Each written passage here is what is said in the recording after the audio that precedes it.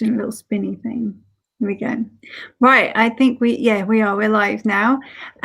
So first thing I want to do is welcome anyone who has tuned in to my channel, and remember to like and subscribe if you do like it, and hit the notification bell if you want to know whenever new videos come up, because I always get told off for not saying that.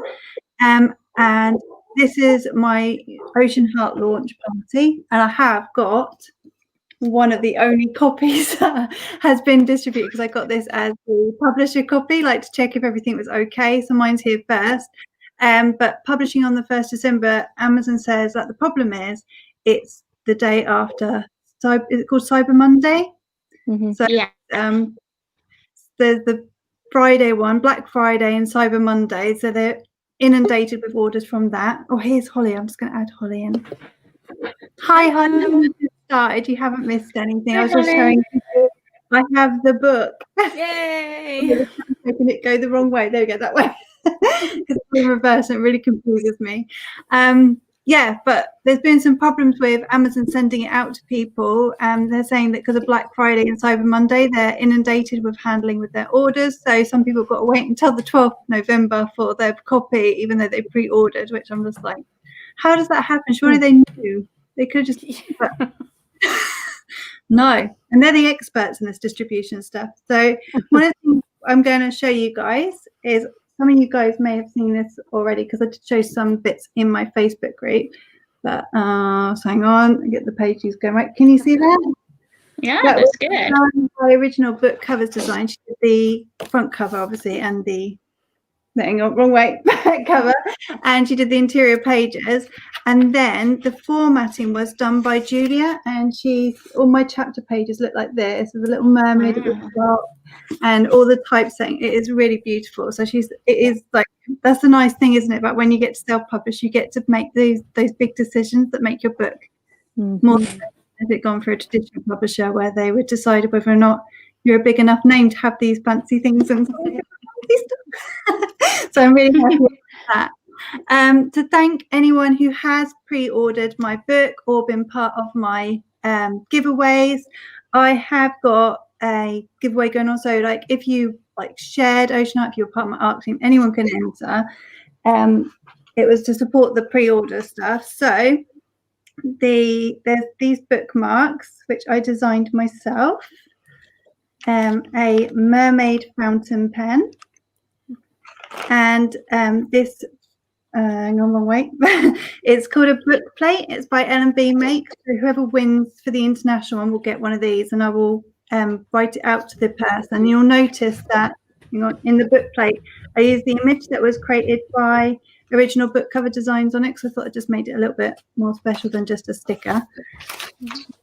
And then for people in the UK, there is, because obviously the shipping's different. If I'm sending it to another country and I was worried about getting yeah,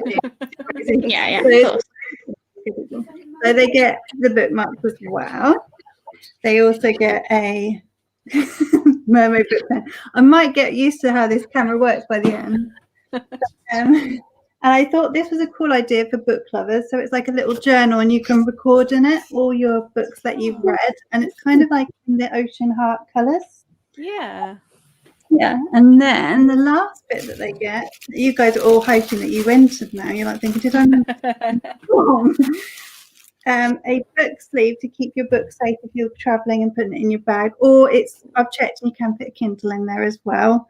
So I'm not going to guarantee that it would keep it completely safe, because it's just that little bit secure, isn't it, with a bit of padding, but I'm not going to give you any insurance. I pre-ordered too, so do I get an extra entry? I should have let people do that. I think there was an option to say how many you'd ordered, but I thought it got too complicated if I tried to work that out. But maybe that's something that could be done in the future if I ever do a giveaway again. But it is like there was more in it than I thought, like how to organize it.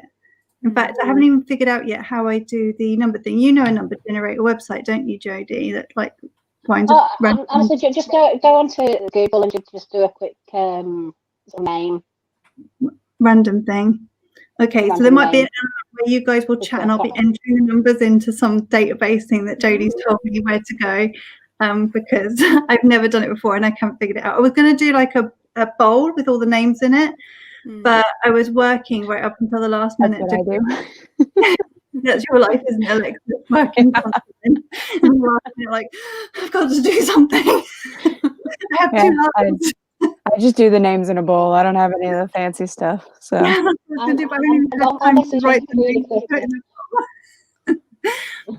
one of the things, though, it wasn't all work for me today. One of the nice things I did get was this surprise. Keeps the door. I don't know if you can see it. Oh. I tried to get it in the shop, but I couldn't. It's going to go back in the kitchen before I knock it over. But yeah, that was a surprise from my husband. I'd been dropping hints earlier in the month for, can I have some nice flowers for my birthday? And he didn't buy them for my birthday, but he was saving because he knew he'd bought them for me for my book birthday. So it was a nice surprise. Sweet. And I had no idea, so it made it a little bit more exciting. So we now know what the giveaways are. If there's anyone who wants to do a last minute entry, please do, because we're going to do some chatting about the book and writing and stuff. So you've got a little bit of chance to still enter. It'll be about halfway through that we will pull it. It's about 8:40 sort of time that we will, I will check the numbers, but I don't know how long we'll talk for. So it might be a bit early, a bit later. So get on there now if that is something you want to do. The link is on my website. So it's alialdridge.com/giveaway. But let's move on with the chat. Hang on. So the first thing I wanted to do was, introduce my guests. So I was going to start off with Nicola.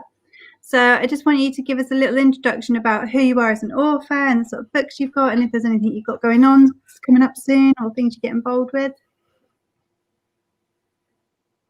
Hi, I'm Nicola Hebron. I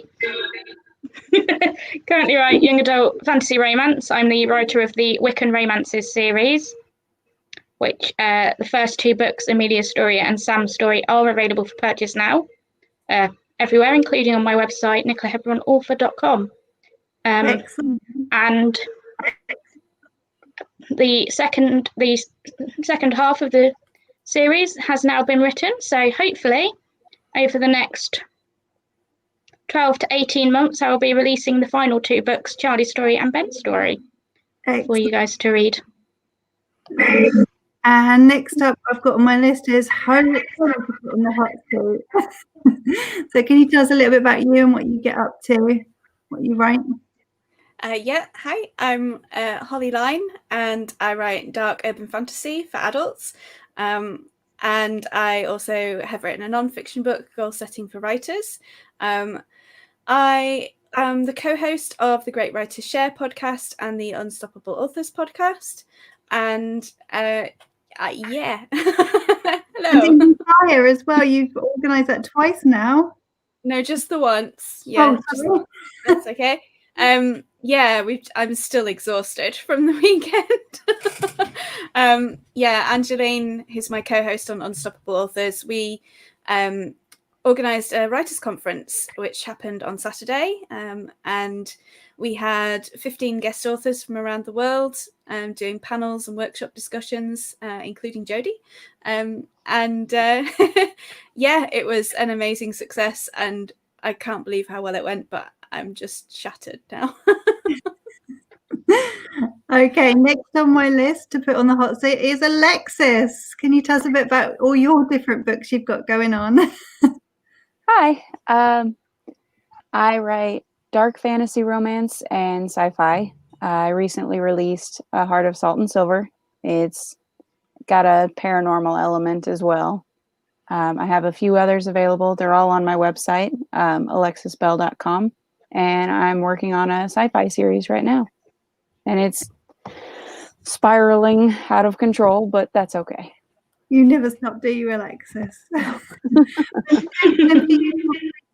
Stuff you do as well. You create all your own character designs, don't you, as well? Sort of. I mix and match. Like the one I shared a little secret preview with you guys, and that one started as a render that I purchased, and then I've been changing like the hair and the eye color and like adding, because she has antlers, and finding a render that's already made that has antlers is probably not gonna happen. Not many of those. No. So I add to them and change them I haven't figured out how to make them myself yet. So I remember when you shared it with us, you said, all I did was just, and then you listed all this stuff, and I was just like, no, that's not just, that's brilliant. I'm really impressed by how much work you managed to do. It's really, they are really good. You're talented. Thank you. Keep working on that, you get better and better, and it's already really good. And next, but not least, is Jodie. Can you tell us a bit about you? Recent indie fire star. Yes, so my name's J D Groom. I have a full-length novel out, which is sort of like urban fantasy, paranormal romance, which I am currently writing the second book in that series, as well as a prequel. And then I've got a short story, Envy, which is more of a dark romance. I don't know if it's a romance. Yeah, well, Drama. Unless there's romance and happy in the series, but there wasn't. I would not say that was a romance. I was that guy was scary. Well, romance has to have a happy ending, whereas dark romance doesn't necessarily. Maybe that's why I'm not familiar with dark romance. He wasn't a nice guy. No, well, the idea is that I'm going to have eventually all the Deadly Sins short stories, and it's going to have all the different characters in that are in the first one, but different stories from all their different. They all like linking together, kind of thing. Yeah. Oh, wow, that's clever. On KU at the moment, but when I've written them all, I'm going to batch them all together into one novel. Oh, brilliant! That's really good. As well. I really enjoyed Envy as well, so that's something to look forward to, a little collection of more types like Envy. Even though I didn't like the guy, it was such a good story. I was on the edge of my seat reading it. I won't say any more because I don't want to give it away in case anyone does go check it out. But it was a really good short novella. So he does make a cameo in one of my other books as well. So does he? I'll have to look out for that. See if I can spot him. I'm not very good at these sort of things. So. Go right in my head. You'll say, Ali, did you notice that guy? And I'm like, was I supposed to?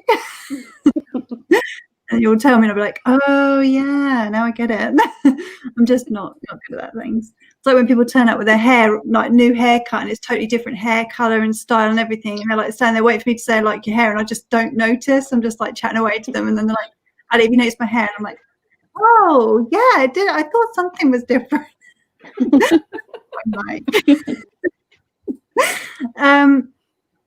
So the next bit was, so we've done your shout outs and your introductions, and I've done my Ocean Heart shout out, which I was supposed to do after you guys, and I did it the wrong way around, but sorry about that, guys.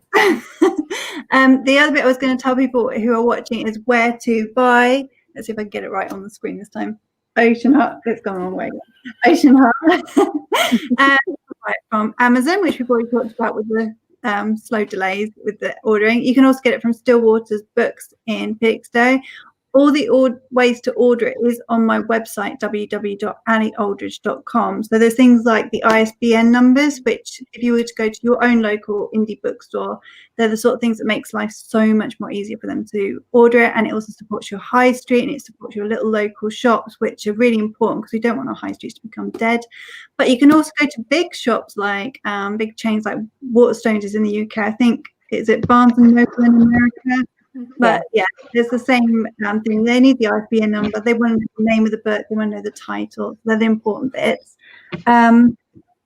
And I've also managed to get it into Felix's library. The way I did it was I just provided the name of the book. I provided the my own name, and I gave them the ISBNs. So if you want to get it in your library, if you're part of Suffolk County Libraries, you should be able to just order it because it's shared.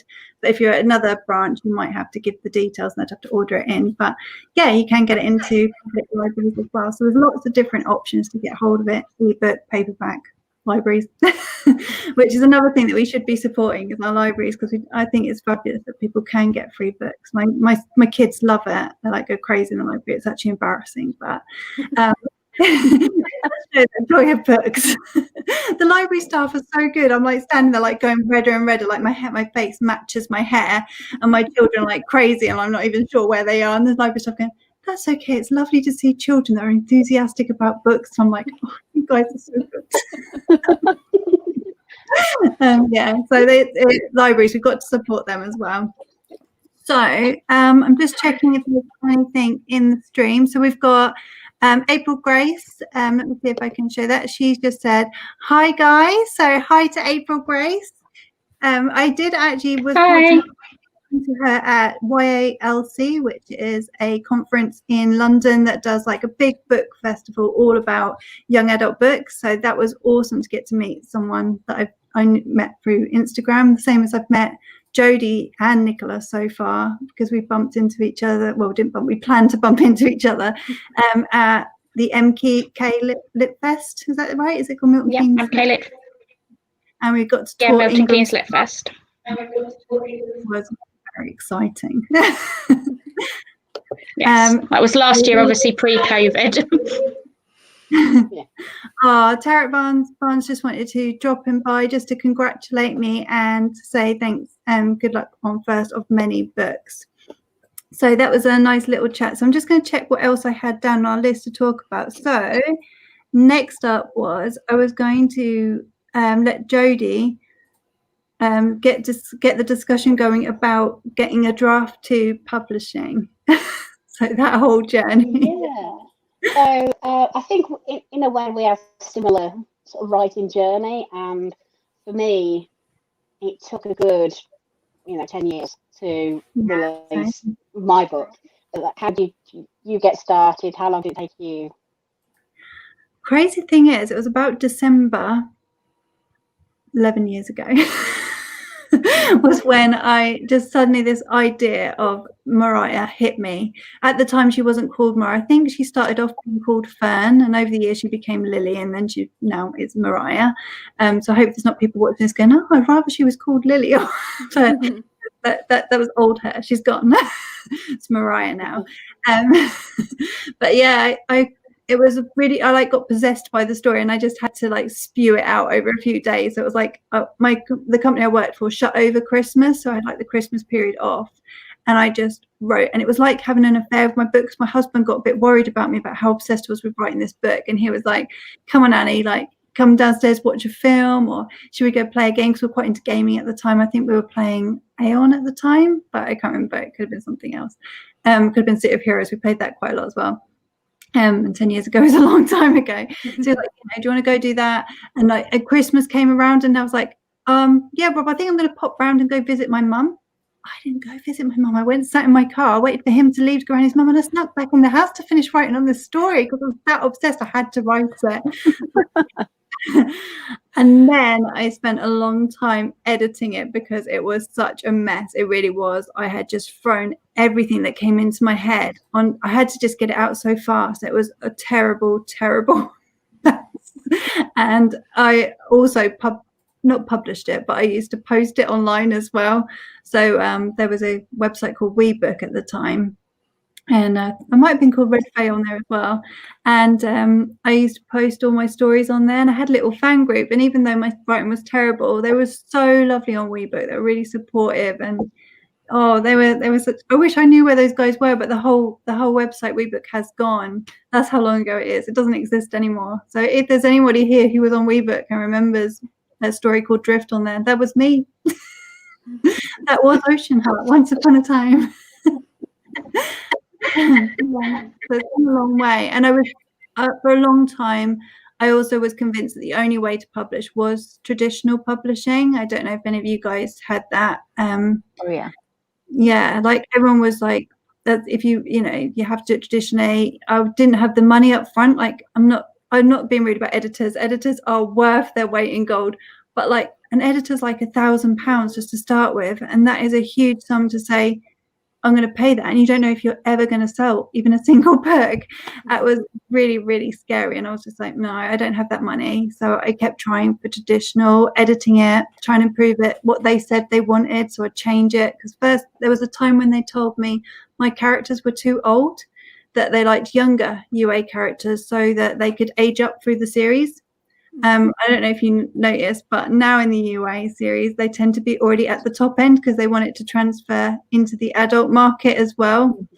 So there's been a lot of changes to Ocean Heart over the years. And then the last part was getting to know the guys at World Indie Warriors. If it wasn't for you guys, I don't think I would have believed in myself that I could self-publish. So I'm really thankful to the whole indie community for sharing what they've done, how they've done it, and just being so supportive, because that's helped me believe in myself. Oh, and April Grace just mentioned, don't forget Wattpad. That was on my journey as well. I did publish on Wattpad. I had it as Drift and then edit it, and they had Jewel of the Sea, which was another version of Ocean Heart. So it has changed a lot over the years. I do know, kind of before World Indie Warriors, we started following each other on Instagram. How was that? I don't know. I just knew there was something about you.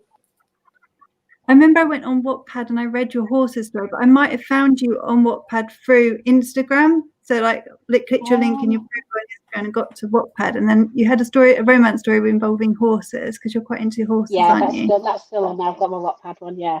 But I know, because I knew you were so focused on traditional publishing, but I also knew you were getting a lot of knockback and things, so it was kind of through that I invited you into World Indie Warriors.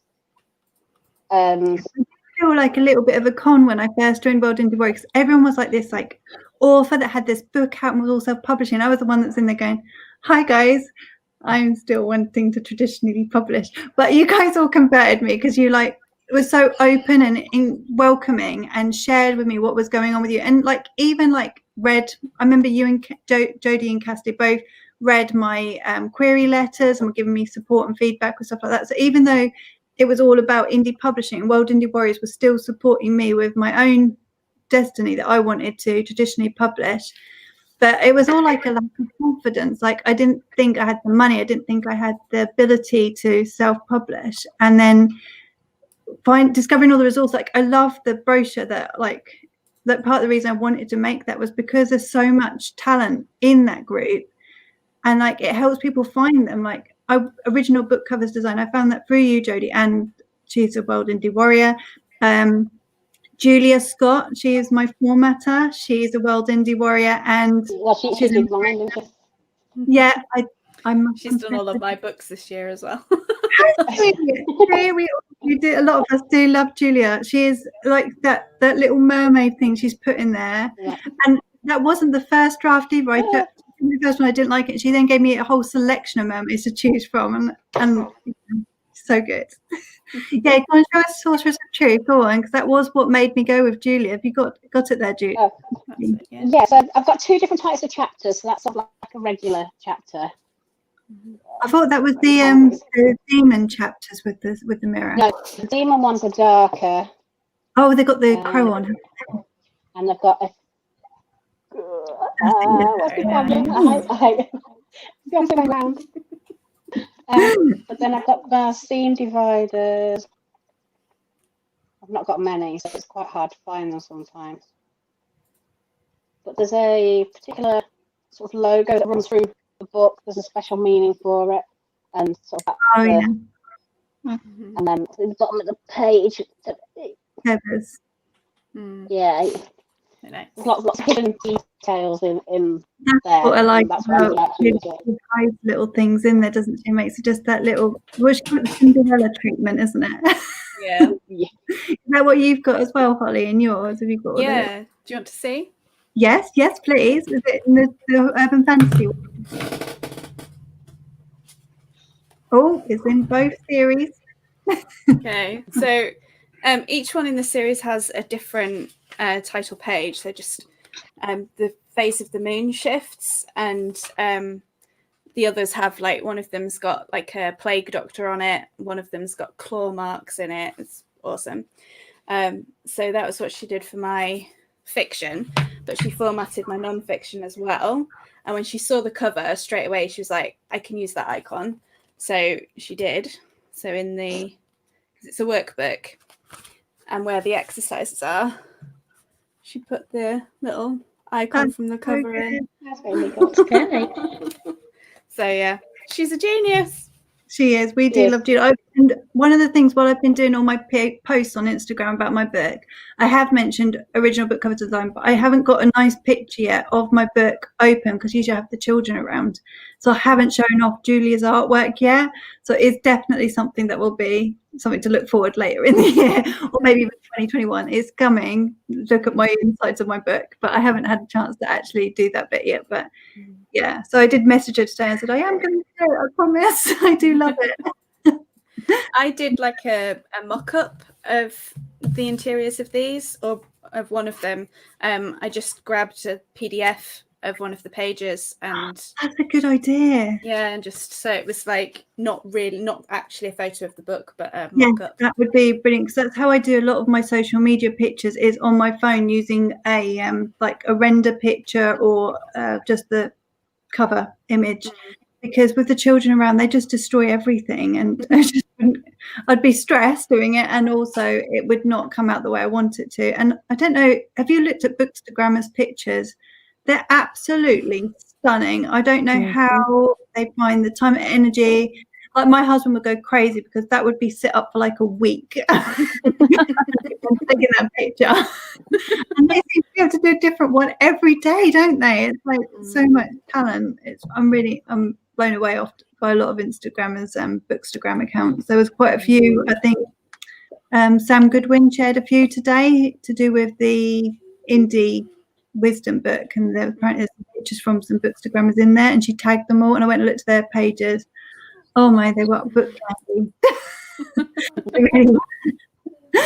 Okay, so next up in our chat is to be Holly. Yeah.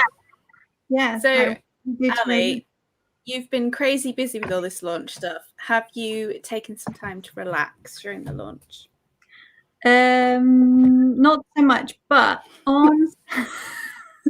on Saturday I did get to go to Indie Fire. I told myself that I was going to book that day out, and I was going to make sure I relax. And last night I did just not do anything. I just read a book and had a bath. So yeah, last night I relaxed as well. But I went to Indie Fire, and it was really well done. Like, I didn't know really what to expect. I loved that. I don't know who got to do the software or whatever it was, but I loved how it tracked like what watched so far, and it had like a schedule for what was coming up. You literally just logged in and clicked the button, and you went in live. It was so good. I was really impressed. I've still got some things to go on there and watch. I love the fact that you don't have to watch it all in one day, because life is crazy. And I mean, there was one that I had to stop a few times because Aria was screaming, I want ice cream, and then she had a nappy. So I actually love online book festivals, because you can, like, you know, just run around, do your own thing, and come back and do it. So like, once I got settled with it, I shouldn't probably admit this, but once you were settled with the iPad, I was able to go and watch a nice show, and I got to really enjoy it. And I made notes, and what was that lady? It was a really good one that I really enjoyed, and I ended up with a brand new plot bunny. Oh no, who was that lady? She was really good. It was one of the workshops, and it was you, Holly. Me? No, it wasn't. You did world building. No, it was Angeline. Yes. And I didn't know what to expect with that. I thought, not really into drawing maps. But she brought up all her stuff, and she talked about like how to get different names. And then she like gave us, like, in the workshop, there was like you stopped for a few minutes and you had to do like a little exercise. Then we all came back and you could share stuff. And you know what it's like when you do writing exercises? It gets really exciting, doesn't it?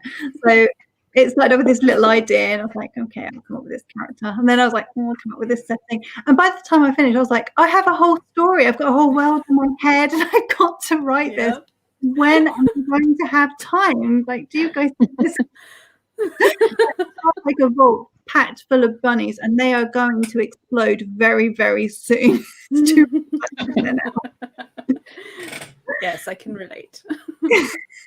But I've got better over the years. I used to try and write them all at the same time, and they just don't. The stories don't get finished. So I do say, right, this is my favorite bunny. So I have to have favorites now, and the other ones are kind of like hopping around in the background. No, you've had an insight into my crazy mind. And people will think I'm nuts and won't buy my book now. No, it's endearing. Oh, I think it's more common than you think among authors. We tend to have more ideas than we have time. Yeah, definitely. Yeah. And how do we fit in reading? It sounds really terrible, but like I have to schedule time to make sure I read. Like otherwise, like the writing, reading. Oh, it's like a constant battle. Like, which do I do? And if I'm hot on a story idea, I struggle to find time to read because every time I've got a few minutes, I'm like, I'm writing. Oh yeah. And then I look at my reading goals and I'm like, oh, I should have done some reading. Yeah. I have literally had to like make reading just a habit. I have it on my habit trackers, and it's part of my morning and evening routines. So I always read a little bit of non-fiction in the morning and a bit of fiction when I get into bed at night, and that's it. That's the only time I have for reading.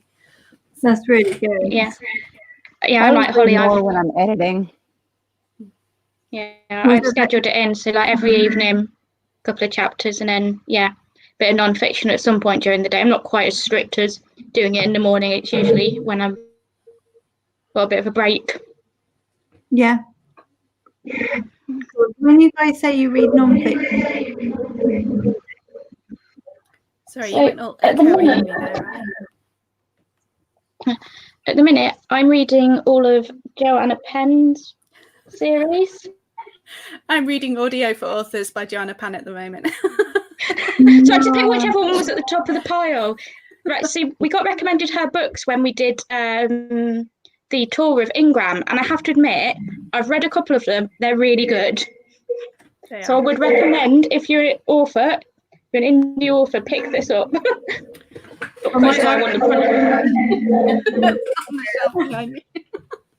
Yeah, that's the stuff I read. So a bit of an improvement of how I deal with my writing time. But yeah, they're really good. Yeah. Right. I am. So the entries for the giveaway have ended. So I'm going to go and check what's there. So if you guys want to talk about other things to do to try and make sure that you relax, I will be back to then get Alexis to talk about something. So just talk about relaxing, what you do to relax, and I will go check this out. I'm still here. Oh, I do like colouring and drawing and stuff to relax. I watch crime dramas. I don't care whether it's true crime or fake crime like Law and Order or CSI. That is my go-to if I want to relax. Nice. Oh, Nicola, not very relaxing, really. Nicola, have you tried out the true crimes on YouTube? I haven't. I just found. So in the UK, our main TV provider is Sky. I've just found the Sky Crime channel, and it's taken up a lot of my life. And my dad's Sky box. I shan't suggest any more for you because that would just be too much. Yeah. But yes, I do watch a lot of that, whether on like Netflix or Amazon Prime or Sky, whatever. And I will admit to owning every single series of all of the Law and Order franchise on DVD. It's a lot. It's a big collection. I'm not ashamed of it. I'm really proud of it.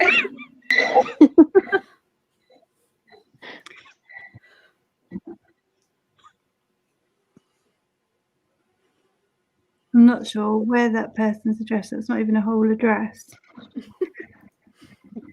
So how do you relax for them, Alexis? I play video games, or I play with the cats. They're pretty decent. I've been playing a lot of ESO lately. But I switched to Minecraft last night. That was something I haven't played in a very long time. It sucked up a lot of time. I bet. It's one of them games that, because it's kind of never ending, you just lose yourself in it. Yeah. Did you My guilty pleasure is Twin Point Hospital, which is just a rebrand of Theme Hospital. But no, normally, well, I've had the new iPad and I've got the Apple Pencil, so I've been doing a lot of sort of drawing on Procreate. And obviously the Formula One is my other way to relax. I can sit in front of the TV with the practice session on, just listen to the car engines for like 3 hours and find it really soothing.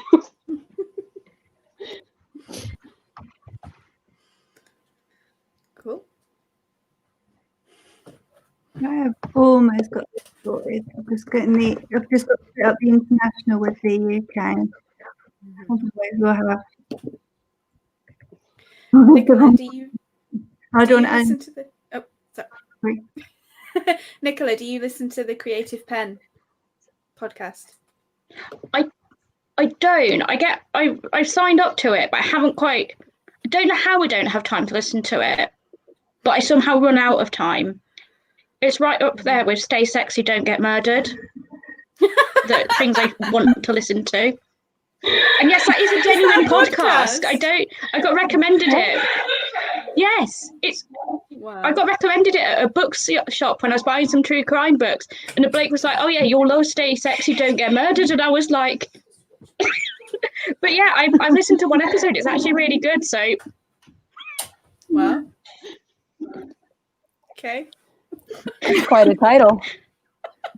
I'm gonna have to look it up. He like wrote it on my receipt and everything. I was like, "What are you doing?"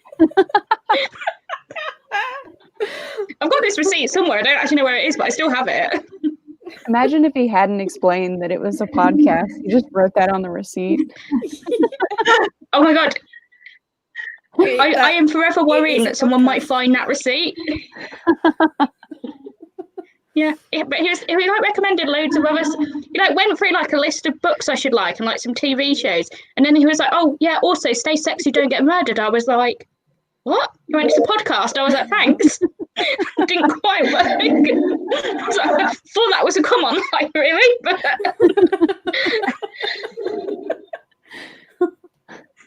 wow.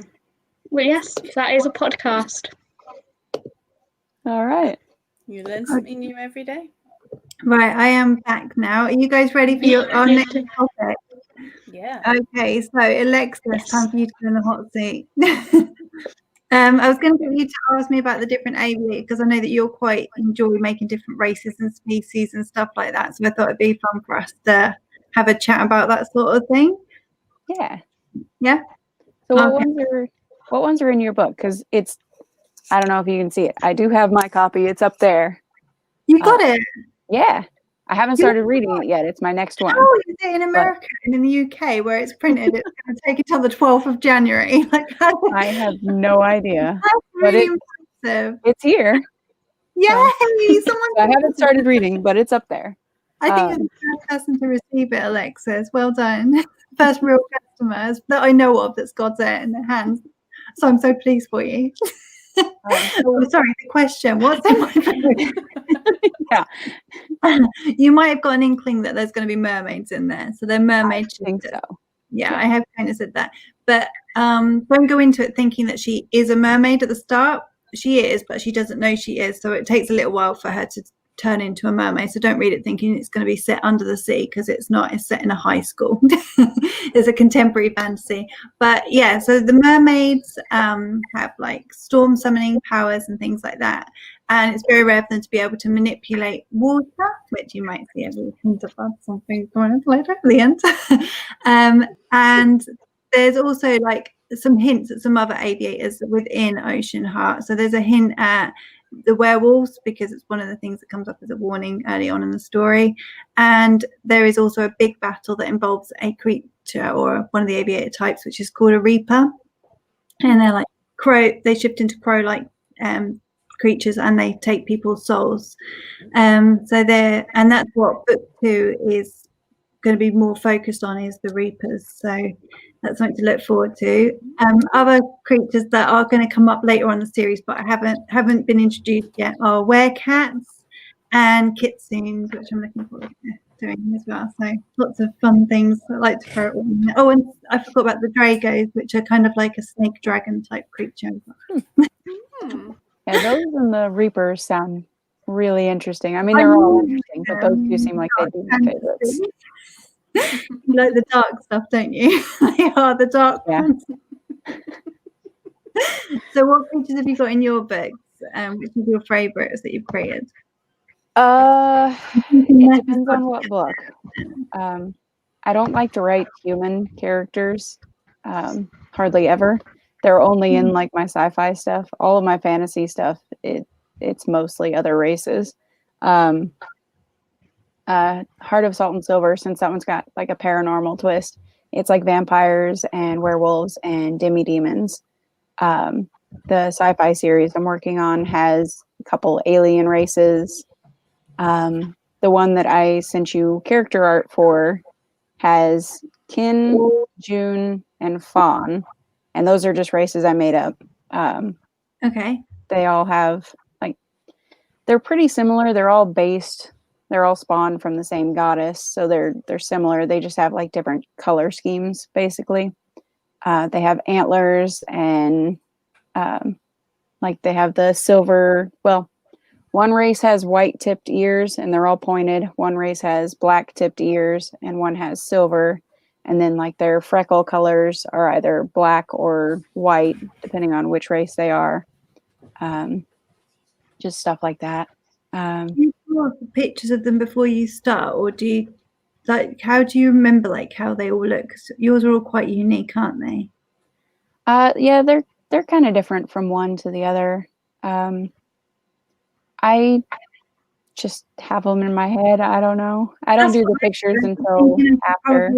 Have like a book Bible or something with all like what Jodie does with all the information. And I keep trying to do it because I think I have had an issue with one of my characters where the eye colors change, which is like I think that's one of those things that's a common problem that writers do, where we start off with an idea of them looking in our heads and then we go, let's change their eye color, and we just carry on without thinking. So I have tried to get back, but I just can't get into write. I like got Jodie to send me her character sheets, like how she like their info, but I just can't get my head into doing it because they're like in my head. I can't get them out. Except for it's not for me either. I'm a pantser for sure. I just make sure to take notes as I go. Like if I introduce a new character, I'll jump over into a separate Word document, and like I always have a notes document for every book. So when I introduce a character, I jump over there and I start a new section, and as I describe them in the book, I put that description there so that later on in the book when they show up, I can go back to that. Yeah, I've got better at things like that. Like one of the lads mentioned an ex-girlfriend's name, and this time I was like, note that down, because later on when it comes up later on and I have to search through the whole book for where he mentioned that one name. Yeah. Very nuts. That's what like I don't figure any of it out ahead of time. But I don't necessarily do all my character sheets all in one go. I'll do sort of like the basic looks, and then as I'm writing, as things so you crop up, actually go. Yeah, that makes much more sense. And so some things you will know straight off, but other things will come to you, I think. Yeah. Oh, sorry, Nicola, what you can say? I said that's like me. I always have like a basic description of like their name, their age, and like maybe hair and eye color. And then like the rest of it, I'm like, right, it'll come as I'm writing. I don't need to know any more than that. But I wouldn't like to have their name in my head, because then you can, well, they need a name, otherwise you're not really writing a book, are you? Oh, I wish I knew on Instagram who calls it discovery writing, which I use that phrase. It might have been you that I saw it on, and I think that's such a lovely phrase. It sounds much better than pantsing, doesn't it? Yeah. I don't like pantser because for me it brings up connotations of wedgies, but sorry. Wasn't quite what I was expecting you to say. Ignore that. Yeah, so I don't ever describe myself using that term, and in fact, like I'll even go so far as like writing prompt challenges and stuff on Instagram. If any of the questions in a set of prompts is, are you a planner or a pantser, I will not do the challenge, because I'm like, nope, I hate the word. It's awful. That's why you were quiet while like Alexis was saying I'm a pantser. You're like, I just I like can it see the 'cause it glare sounds coming goofy. out. It's fine. If other people want to use it to describe themselves, I'm not gonna say Yeah. anything. It doesn't offend me or anything. But I do think I though just don't discovering writing does like really like elevate what it actually is that we do, because you are discovering as you're writing it, like the character almost tells you what the story is or tells you who they are, and you get to know them. Like at the start I probably couldn't tell you completely what my character looks, but by the end I can go on Artbreeder and create a person and be like, yes, I found you, that is my character. I absolutely love Artbreeder, just in case anyone's wondering what it is. It's like a mating app for like great characters. So you like one image it's almost your character, and another image it's almost your character, and you breed them together, and that's why it's called Artbreeder. And then you almost get your character. So then you look at all the different variations, what could have come out from the breeding, and then you find out which one it is. And you might get one that's almost right again. So then you take that one and you breed it with another picture that's like gets some more of what you want. You might have to adjust the eyes or the hair color or something. But yeah, I love it. I think that sounds amazing. Yeah, that does sound good. Check it out, Holly. You'll lose so much time on there. Thanks for the recommendation. You can also change your characters into the anime characters as well. I've done that. That's what you like doing, don't you, JD? Lots of animes.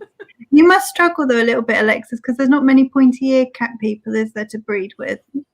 No, not quite. I mean, they are decidedly lacking in the fantasy races, but that's okay. They're I getting can there. always just put it into GIMP or something and start editing it there and add whatever other features I need. Excellent. So the next bit that I was going to move on for our discussion was to get Nicola to get us all talking about romance. I mean, you did write the Wiccan romances. I did, yes. Who is your favourite book boyfriend? Oh, I don't know. I have too many to start off with. Because I will admit this.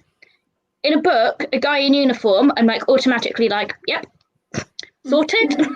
It's like policeman, fireman. I have a problem. That's why you read or watch the true crime stuff, because it's just full of them. Yeah, just love it. Yeah, I like the stuff we all, or like the indie books that we're all sort of reading. Cassidy is Logan in the Sentinels is probably my favourite. I love him. I like the fact that he's like really clever, but he's still like really fit. I like that bit of brain with it. Brain and brawn. What more could you ask for? I'm like, he is perfect. I was saying this to Cassidy the other day, and she was just like, "Oh no, you won't like him in his book." I was like, "Why would you take that from me? Why would you take my book boyfriend, my perfect guy, and ruin him?" I have already claimed Ray in her series, so just in case. Yeah, I know. She told me Logan was free, so I've taken him for myself. She told me Logan was free, so I was like, yeah, he's mine. I already had chosen him, but I was like, that's fine. If he's free, he's definitely mine. Where are you guys? Do you have any book boyfriends? No, I'm not really that into romance. Okay. No. I mean, I like a romantic subplot, but I'm much more interested in personal conflict and the darker stuff. So mostly I read horror and drama. This could be your book boyfriend. She'll give it to you. The whole book is the book boyfriend. Yeah. But I'm quite partial to in the Southern Vampire Mysteries, the Suki Stackhouse True Blood books. Oh yes, love them. There's a few of the male characters in that are quite nice. Yes. Yeah. Oh my god! The first time I went up to Liverpool to meet my husband's family, we were staying in like one of the bedrooms, and I'd not watched True Blood before, and we were like in the room on our own, and we put it on, and it was like one of those really naughty scenes that they have in there. I was so embarrassed. I thought everyone must think we're watching porn up here. So remember to turn it off really quickly because they just met them. It's their first impression of me, and there's like all this noise coming out of the room, and I was like, oh my God, Robert, turn it off. But like, we did, and obviously curiosity was like, what is this True Blood? And we did end up watching the whole season, but not in Liverpool. No. See, I've not actually seen True Blood. I've just read all of the books. It's really good. Yeah, I see. I have a thing. Ever since I watched the Harry Potter films, I don't like it when where they make a TV series or a film out of books because it just bothers me. So I adamantly refuse to watch it. So if any of your guys' books get made into films and stuff, I'm sorry, I'm not watching them. I'm making that point now. Fair enough. I'm going to be quite honest. I won't watch it. I love your guys' books too much. In a way, it's a compliment. Yeah. Oh, absolutely. The first season of True Blood is really faithful to the book, but then it just departs. It goes off. And yeah, that's what I'm always scared they'll do. Is they'll just depart from it. I'm just like, no. The film, I can't read the book because it's almost like I know what's coming up, so that excitement element is taken out of me. Because I really want to read the Hunger Games, but I watched the films first, so I'm waiting until the film's like not as fresh in my mind, and then I'm hoping to buy it and read it, because then I think I'll enjoy it more than if I try to read it straight after watching the film. So, oh yeah, I don't have book boyfriends either. I'm sorry, I don't tend to. I like getting in playful arguments with Jodie and Cassidy because it is entertaining. Like try to snatch their boyfriends before they get there, but I don't really get attached to fictional guys. I mean, there's guys that get hot under my collar, and I think with the guys I've created myself in my books, like I get in my MC's mindset, and they kind of become my book boyfriend while I'm writing. I'm so open. No, I have to admit, Aidan in Amelia's story was sort of like, when I wrote him when I was 18, he was perfect. Now I am 29, he is slightly less perfect. But when I was 18 and I originally wrote the character, he is exactly what I wanted. Oh, he just didn't age well, I guess. Well, I don't know how he's aged. He's still 18. I'm just 29. Maybe you need to write like a little novella of when he grew up, what it was like then, so you can make him brawling brains. You never know what might happen. You never know. Fiction writers, you don't. Anything could happen. Okay, so has anybody else got any book boyfriends they want to add to the mix? No, I don't really pick book boyfriends. Oh, Jodie's got a list. Hang on, she's going to get a nice list out. To me, they're like Pokemon. I've got to collect them all, you know. There's one in every book series that I read. That's good. I mean, I helped sort of beta read Ocean Heart for you, and like within the first half of the book, I'd already claimed Murray. As you know. Yeah, so Murray's your book boyfriend. Anyone who's watched Jodie has claimed him already. You'll have to fight her for the Murray. And I just any kind of sort of male character that is kind of like not a hero exactly, but there's some depth to them. There's sort of misunderstood. There's that sort of slight bad boy-esque. That's like bad boy-esque. Yeah, which like in the Mortal Instruments, whatever they're called. The Shadow Hunters, Jace, like I loved him. Cal in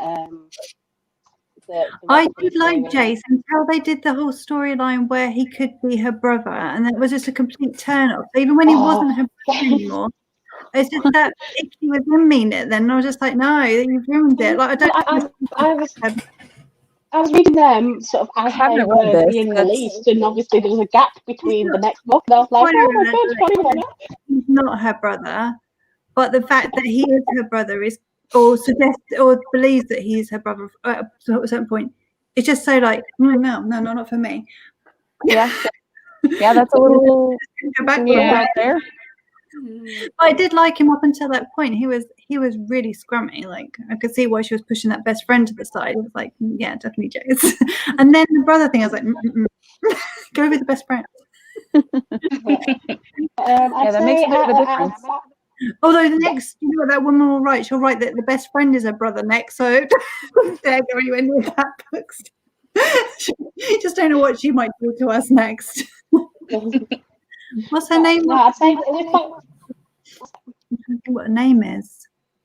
It's quite a big Cassandra name. Clare. That's it, Cassandra Clare. Yeah. Yeah. I was going to say with my own, I would say while I was writing Sources of Truth, it was very much Kylan. But now I'm On to the second book. 2/3 of the way through the second. It's like, I don't know which one. It could be Kylan, it could be Lucas. So you'll have to wait until the end of the book to find out. Yeah, you know I'm looking forward to that one. Yeah, no, me too. Right, let me just check what we have to do. So I want to announce the winner of my giveaway. So I have got that ready. So let me make sure I read out the right one for international. So international is someone called Nora. I won't say their full name because I've heard that there are some like scam accounts that then create one in that person's name and they try to claim this prize. I'm not going to give her full name. I will contact her and let her know that she's won. And the same with the UK one is somebody called Amy. So I will let her know that she is the winner of the prize. Congratulations, Nora and Amy. Yes, well done, Nora and Amy. I'm not sure how I send out internationally, so this is going to be interesting, but I will keep Nora updated on how I'm getting on with sending that one out to her, but she will get it, hopefully before Ali, Christmas. Better than Amazon. I can talk you through it because I've done an international giveaway before. So Oh, thank you, Holly. I'll definitely reach out to you about that. Right. To end it all, I did want to say thanks to some people. So I'm afraid this is the Oscar speech bit at the end. So we I wanted to thank everyone that's tuned in today and supported, obviously, the launch party. I wanted to, hang on, that's why my notes aren't making sense. I'm on the wrong one. My notes are and I'm so worried I'm going to forget someone as well. So and thanks to everyone who's in my acknowledgements. There's like a really personal acknowledgement at the end of Ocean Heart, which you might want to have a little read of if you get hold of the book. Also to everyone on social media, like I have been at work today, but every time I've checked, there's been people sharing my launch to their stories. I've noticed you, Alexis has done it, Jody, Holly, like different people have been doing it, and Nicola, like even just commenting, liking, congratulating me, like in private messages. It's just been so lovely to realise, like the whole time thinking about self-publishing, I thought I'm doing this alone, and it's not. The indie community is massive, and the book community online is really supportive as well. It is just lovely, and I just want to say thanks to all those people who made the effort to say something. Thanks to Espresso Bookstores, who managed to get me 98 bloggers at the start of November to post about Ocean Heart, which I thought when I was, because you have to pay for it, that is like a paid like PR company thing. And my husband was like, how do you even know you're going to get anyone? I was like, no, I don't know. Nobody wants to sign up.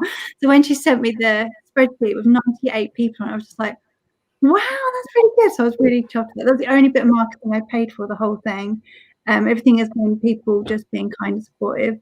All the art readers, there's lots of people who have read Ocean Heart and managed to write the reviews before the launch date, which I think is amazing. I've just so much effort gone into that. That's amazing. I'm going to try and create a web page with the best ones on there, but I had created it earlier in November because some people had their ARC review written by the end of October, and I created the web page and then I transferred my web post and I lost them all, so I've got to do it all again. So I know, but at least I still got my website. There was 2 days where it was down and I was like, what's going on? Please come back. Not right before I launch. That's the thing about self-publishing. We do every job, don't we, ourselves? It's all on us. Like I was like trying to learn about NSs and IP addresses. It was really hard work. I want to say thanks to Derek of Nub News. He was the first person who wrote a press release for me. just did it just to support me, which I thought was lovely. There was a guy called John Nice from Suffolk New College. He wrote a press release for me, and then he also sent what he'd wrote about me to 2 local newspapers. So I was also in the Evening Star and the East Anglian Daily Star. So I thought that he didn't have to do that. So thank you so much. I want to say thank you to my virtual book tour team. I'm going to edit the comment of this to include the links to all the blog posts from my blog tour team, because they've all written lovely, unique posts about Ocean Heart. A big thank you to a guy called Pete Seven from Felixstowe Radio, who interviewed me live, socially distanced, on the beach. And we couldn't do it in the studio because of COVID.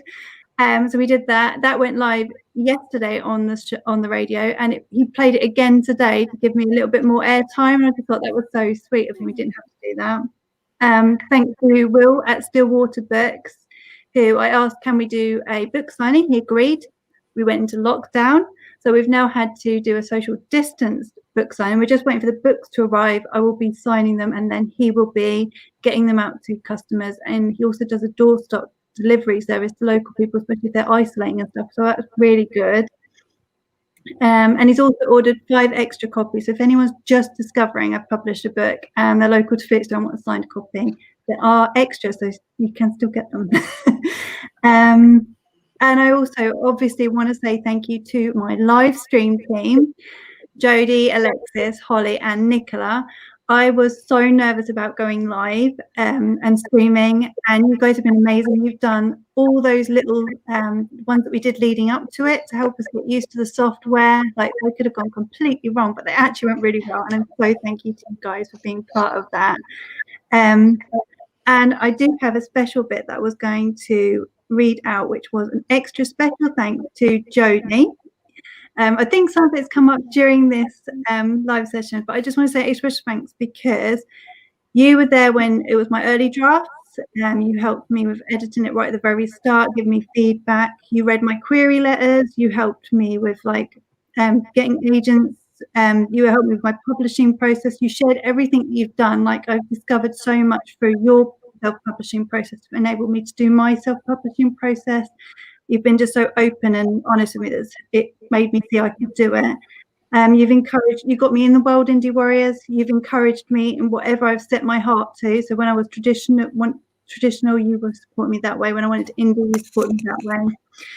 Yeah, you've been there holding my hand through my whole launch. You were sharing my news on social media. You've been part of my stream team, part of my blog tour team.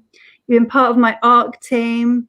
You've just done so much more than I would ever expect of anyone. And I just wanted to acknowledge that you have been so much part of this journey. And I wanted to say thank you. And I really appreciate everything you've done, Jodie. So. I don't think so. But I do. I love everything you've done. Thank you so much. You've made it possible for me. I would have got there maybe in the end, but who knows? But I definitely know that I have got here because of your support. And I am a big fan of your book. There is another video in my YouTube channel about Sorceress of Truth. And it's not just, it is awesome that Jodie is an amazing person as well, but her book is incredible too. It's the book I wish someone had wrote, and she did go and write it for me. So, well, she didn't write it for me. I feel like I wrote what I wanted, and there it is. So do go check it out. It's called Sorceress of Truth, and her publishing name is J D Groom. Okay, cool. So I think we've covered everything about Ocean Heart. And I want to thank you guys so much for coming and being part of that with me. So yeah, I think that's everything. Has anybody got anything they want to add? No, just congratulations. Congrats. Yeah. Well done. Yeah. Thanks so much, guys. And I'll be in touch with Nora and Amy, and Holly. I'll be figuring out how to do international sales. Not sales, postage. Thanks, Holly. Okay. All right, take care. Bye. Bye. Yeah.